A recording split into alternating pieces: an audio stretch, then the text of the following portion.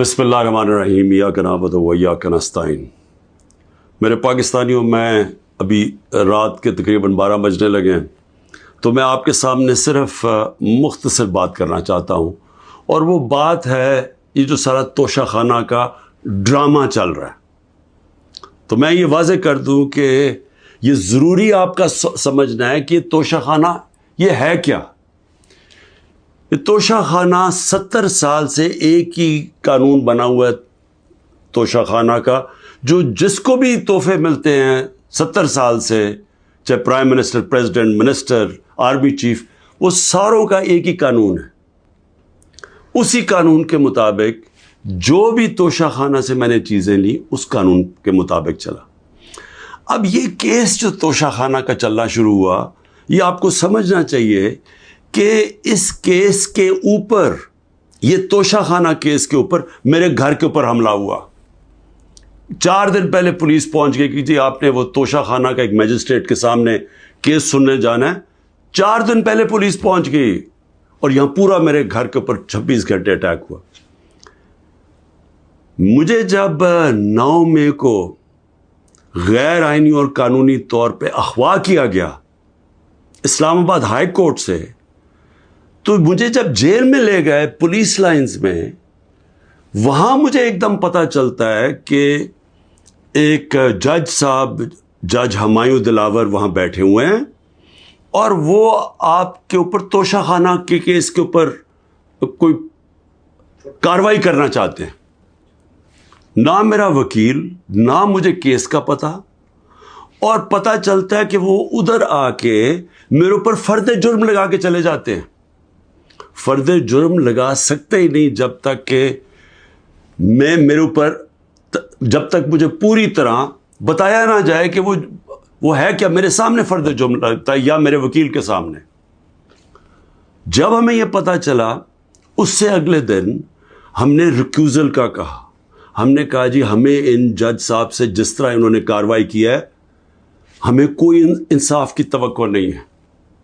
یہ 11 مئی کو ہم نے کیا۔ اس کے بعد بہرحال ایک پورا سلسلہ چلتا رہا، جس میں یہ واضح ہوتا گیا کہ ایک پلان بنا ہوا ہے کہ توشہ خانہ میں عمران خان کو ڈسکوالیفائی کرنا ہے۔ مجھے ایک سوال دیے گئے، 35 سوال دیے گئے، کویسچن جج صاحب نے کہ جی ان کے جواب دو۔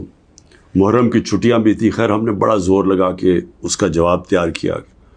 میں نے کوئی 1 گھنٹہ عدالت میں کھڑے ہو کے کل سارے سوالوں کا جواب دیا۔ انہوں نے 2 کوئی گواہ رکھے ہوئے تھے، سرکاری گواہ۔ کوئی بھی ایسی چیز نہیں تھی جو میں نے 35 سوالوں میں جواب نہیں دیے، ایک ایک چیز کا جواب دیا۔ اور ایک جگہ جو یہ بات کدھر پھنس رہی تھی جی، کہ آپ نے جی یہاں توشہ خانہ نہیں لکھا، یعنی ہم نے سارے پیسے سب ڈکلیئرڈ تھے، جتنے توشہ خانہ کے پیسے تھے بینک میں ڈکلیئرڈ تھے، وہ سارے میرے الیکشن کمیشن کے سامنے ڈکلیئرڈ تھے، وہ میں جو ایف بی آر تھی اس کے سامنے ڈکلیئرڈ تھی، ویلتھ ٹیکس میں ڈکلیئرڈ تھا، سب کچھ ڈکلیئرڈ ہے۔ ایک جگہ پہ کہتے جی یہ پیسہ تو ہے، لیکن یہاں اس کے اوپر توشہ خانہ نہیں لکھا۔ اب یہ میرے اکاؤنٹنٹ نے بھرا ہوا تھا، 40 سال سے میری وہی اکاؤنٹنگ فرم ہے۔ تو میں نے اپنے گواہ میں لکھا کہ یہ اکاؤنٹنٹ کا کام ہے آ کے آپ کو ایکسپلین کرے، پیسے تو ہیں کہ جی اس نے توشہ خانہ پیسے کے آگے لکھا یا نہیں لکھا۔ حالانکہ وہ اکاؤنٹنٹ کلیئر ہے کہ قانونی طور پہ اس نے ٹھیک کیا، اب وہ اکاؤنٹنٹ نے آنا تھا۔ آج پتہ چلتا ہے جج صاحب کہتے ہیں جی 1 گھنٹے میں گواہ کو پروڈیوس کرو۔ گواہ راستے میں ہوتا ہے، کہتے اب ہم نے کینسل کر دیا، اب کوئی گواہ آپ سامنے نہیں لا سکتے۔ میں یہ سوال پوچھتا، یہ کوئی ملٹری ٹرائل ہو رہا ہے، میرا رائٹ، میرا حق ہے فیئر ٹرائل کے لیے، یعنی ایک دم گواہ کینسل کر دیے۔ میں نے کوئی 5-6 گواہ لے کے آنے تھے تاکہ وہ ایکسپلین کرے، جو 35 کویسچنز انہوں نے بھیجے ان کے جواب میں مجھے موقع تو ملے کہ اگر کوئی پوچھے، میرے وکیل ان کو سمجھانے کے لیے گواہ تو اس لیے ہوتے ہیں، گواہی سارے کینسل کر دیے، اور آج اب ایسے لگ رہا ہے کہ کل فرد جرم قائم کر دیں گے. یعنی مجھے سمجھ نہیں آ رہی کہ یہ جلدی اتنی کیا ہے. کیا کل 2 دن، آج گواہ آ جائے، کل گواہ آ جائے، اس کے بعد پھر آپ نے جج صاحب فیصلہ کرنا ہے وہ آپ نے کرنا ہے. لیکن مجھے تو موقع ملے کہ ہر دنیا میں ایک موقع ملتا ہے انسان کو فیئر ٹرائل کا، وہ مجھے موقع دینا چاہیے. اور ابھی اس سپریم کورٹ میں یہ بھی کہہ دوں کہ ہم نے ریکیوزل کا بھی ان جج صاحب کا کہا ہوا ہے کہ ہمیں ان کے اوپر اعتماد نہیں ہے. وہ پڑا ہوا ہے اسلام آباد ہائی کورٹ میں. وہ اسلام آباد ہائی کورٹ بدقسمتی سے فیصلہ نہیں کر رہے چیف جسٹس صاحب.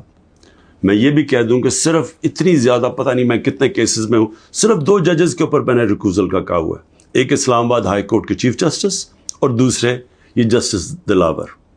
یہ میرا رائٹ ہے کہ اگر میں سمجھ رہا ہوں مجھے انصاف نہیں مل رہا تو میرا یہ حق ہے کہ میں ان کو ریکیوز کرواؤں، ان کو کہوں کہ کسی اور کو بھیج دے.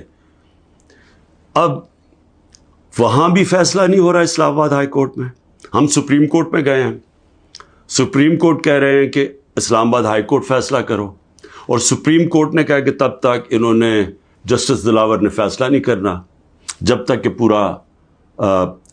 کہ یہ اس کے اوپر فیصلہ نہیں ہوتا ٹرانسفر پہ.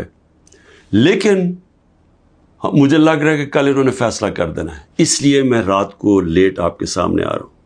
میں آخر میں ایک اور بات کہتا چلوں کہ فیس بک پہ 2014 میں جسٹس دلاور نے اپنی فیس بک پہ میرے اوپر ایسے ریمارکس دیے ہوئے ہیں جس سے لگتا ہے کہ وہ مجھے انصاف نہیں دے سکتے. یعنی ان کی ایک پرسنل ڈسلائک اس میں سامنے آ رہی ہے. ہم نے یہ چیف جسٹس صاحب اسلام آباد والوں کو کہا کہ دیکھیں یہ پریجوڈسڈ ہے. انہوں نے جا کے ایف آئی اے کو کہا کہ بتاؤ کہ جناب یہ ٹھیک ہے یا نہیں، یہ جو فیس بک پہ ان کی پوسٹ تھی. ایف آئی اے نے وہ چیک کر کے کہ کیونکہ وہ ڈیلیٹ کر چکے تھے پوسٹ، انہوں نے واپس کہا دی وہاں تو پوسٹ ہی نہیں ہے. دیکھیں بڑا آسان کام ہے. اگر آپ اس ملک پہ انصاف چاہتے ہیں، میں چیف جسٹس صاحب اسلام آباد آپ کو بھی کہتا ہوں اور ایف آئی اے آپ کو بھی کہتا ہوں، ایک فیس بک کو ایک صرف لیٹر جانا چاہیے آپ سے، ایک ای میل کریں کہ یہ کیس ہو رہا ہے. 90 دن تک ان کے پاس ریکارڈ ہوتا ہے. اگر آپ ڈیلیٹ بھی کر دیں کوئی پوسٹ تو 90 دن تک فیس بک کے پاس اس کا ریکارڈ ہے. صرف ایک ای میل کی ضرورت ہے، پتہ چلوا لیں کہ کیا انہوں نے جو واقعی انہوں نے پوسٹ کی تھی یا انہوں نے نہیں کی تھی. آدھے گھنٹے میں سارا اس کا پتہ چل جائے گا کہ کیا جسٹس دلاور نے واقعی وہ میرے اوپر جو بڑی ان کا مائنڈ شو کرتا ہے کہ وہ شاید میرے سے انصاف نہ کر سکیں، وہ پوسٹ میں ریفلیکٹڈ ہے. پتہ چل جائے گا کہ ہے یا نہیں ہے. تو ہم صرف میں یہاں بیٹھا ہوا ہوں، 200 کیسز ہونے لگے ہیں، ایک فیس کرنے کے لیے تیار ہوں، فیس کر رہا ہوں. پچھلے 2 مہینے میں 350 عدالت میں کیسز کے اندر میری پیشی ہو چکی ہے. 350، یہ بھی ریکارڈ ہے. میں آگے بھی تیار بیٹھا ہوں، لیکن صرف یہ چاہتا ہوں کہ انصاف ملے.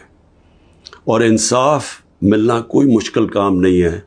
اگر صرف مجھے یہ موقع دیا جائے کہ اگر میں یہ سمجھتا ہوں کہ کوئی جج میرے سے انصاف نہیں کر رہا تو یہ میرا حق ہے کہنا کہ جی ٹرانسفر کر دیں کیس کسی اور جج کو. تو میں ابھی بھی امید رکھتا ہوں کہ کل فیصلہ کرنے سے پہلے اسلام آباد ہائی کورٹ اور سپریم کورٹ میری بات سنیں گے تاکہ مجھے فیئر ٹرائل مل سکے. شکریہ.